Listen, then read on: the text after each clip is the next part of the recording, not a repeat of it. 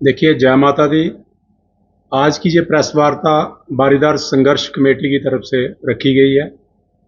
चूँकि 2024 की इलेक्शन जो है नज़दीक आ रही है और 26 तारीख को वोट पड़ने हैं, उसको लेकर बारीदार संघर्ष कमेटी ने ये फैसला लिया है। क्योंकि हम सभी पार्टियों को बड़े दिन से देख रहे थे, क्योंकि आप सब मीडिया के लोग और सारी जनता जानती है कि 2014 में माननीय प्रधानमंत्री मोदी जी ने बारीदारों को लेकर एक कमिटमेंट की थी कि हम बारीदारों का परमानेंट स्थायी हल निकालेंगे। लेकिन इस बार की उधमपुर की रैली में मोदी जी और उनकी पार्टी के किसी भी नेता ने बारीदारों का जिक्र तक नहीं किया। और उसी चीज़ को देखते हुए आज किसी भी पॉलिटिकल पार्टी की तरफ से बारीदारों को कोई आश्वासन नहीं दिया गया और ना ही बात की गई। और यहाँ तक कि यहाँ के जो कैंडिडेट हैं जम्मू रियासी कॉन्स्टिट्यूंसी से श्रीमान जुगल किशोर जी, जब मीडिया के बंदियों ने उनसे बारीदारों के बारे में पूछने की कोशिश की तो उन्होंने भी उसको टाल मटोल उस पर किया और बारीदारों के बारे में कोई बात नहीं की। तो उसको लेकर आज बारीदार संघर्ष कमेटी की तरफ से ये प्रेस कॉन्फ्रेंस रखी गई है। और हमारी तरफ से सभी बारीदार भाइयों को ये अपील है कि बारीदार जितने भी लोग हमारी इस प्रेस वार्ता को सुन रहे हों, जहां हम घर घर जाकर भी उनको ये बताना चाहते हैं कि बारीदार संघर्ष कमेटी ने जो डिसीजन लिया कि हम इस बार अपना बोर्ड जो है वो एकम सनातन भारत दल पार्टी के उम्मीदवार श्रीमान अंकुर शर्मा जी को देंगे। क्योंकि एक वाहिद ऐसे नेता हैं और एक वाहिद ऐसी पार्टी है जो बारीदारों के हक के लिए लड़ रही है, हर जगह बोल रही है। पिछले दिनों जंतर मंतर पे हमने प्रोटेस्ट किया, श्रीमान अंकुर शर्मा जी वहां पर भी हमारे साथ मौजूद थे। इनकी पार्टी का हरिद्वार में एक सेमिनार बहुत बड़ा हुआ, उसमें भी इन्होंने बारीदारों के मुद्दे को फर्स्ट रखा। और वैसे भी सनातन की हर मुद्दे के लिए ये अंकुर शर्मा जी लड़ रहे हैं और इन्होंने अपने मैनिफेस्टो में भी बारीदारों का जिक्र किया और मंदिर मुक्ति आंदोलन को भी ये पूरे हिंदुस्तान में बढ़ावा दे रहे हैं। तो उसी को लेकर हमने ये पूरा विचार किया, क्योंकि हम देख रहे थे कि कोई भी नेता या कोई पॉलिटिकल पार्टी बारीदारों के बारे में बात करती है।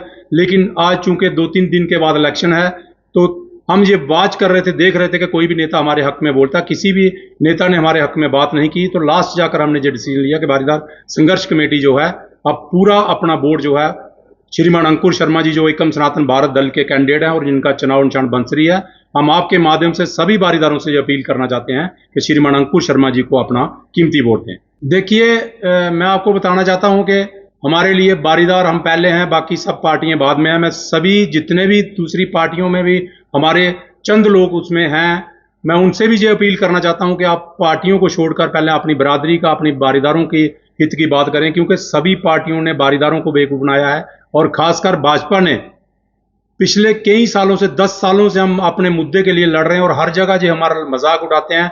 और इसीलिए हम सभी जितने भी पार्टियों में हमारे बारीदारों के जितने भी नेता हैं सबसे अपील करेंगे कि सब लोग अपनी सभी पार्टियों को छोड़कर एकजुट होकर बारीदारों के साथ चलें और श्रीमान अंकुर शर्मा जी को अपना कीमती वोट दें। देखिए, मैंने पहले भी आपको बताया कि मोदी जी ने 2014 में तो कह दिया था कि हम बारीदारों का परमानेंट स्थायी हल निकालेंगे। लेकिन उसके बाद जम्मू कश्मीर में भाजपा की सरकार बनी, सेंटर में इनकी सरकार थी।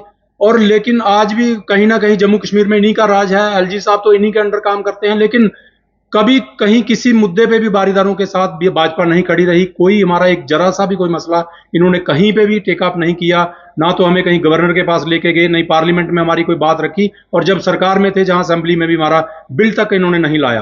तो हम किस वजह से फिर बारीदार इनको सपोर्ट करें?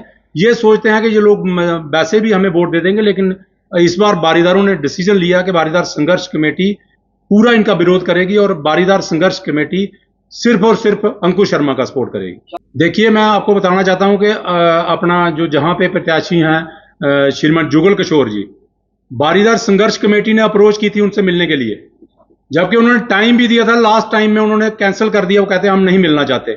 अब भी आपने देखा होगा 2-3 मीडिया वालों ने उनको पूछने की कोशिश की बारीदारों के लिए, लेकिन उन्होंने बिल्कुल उसको टाल मटोल कर दिया और उसके सवाल का जवाब देना भी जरूरी नहीं समझा।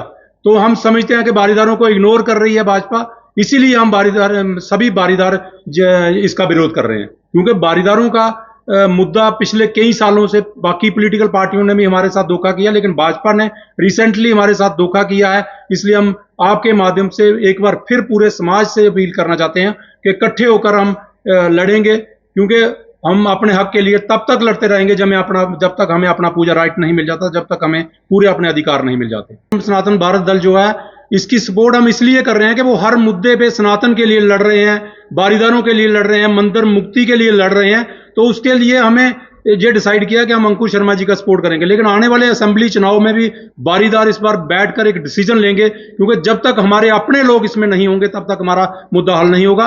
और बारीदार इस बार वैष्णो देवी कॉन्स्टिट्यूंसी से अपना एक उम्मीदवार तैयार करेंगे, ये मैं आपको बताना चाहता हूं।